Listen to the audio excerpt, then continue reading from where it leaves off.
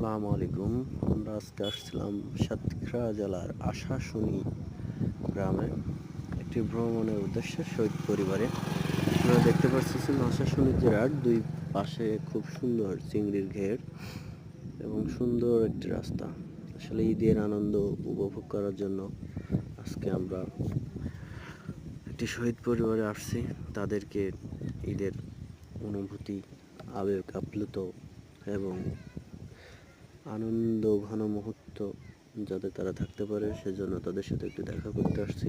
অনেক বেদনা ভরা মন সবার, ক্লান্ত পরিশ্রম দেখতে পারতেছেন। অসাধারণ একটি দৃশ্য।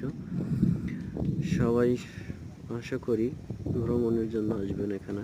দেখতে সুন্দর, খুবই সুন্দর। দর্শক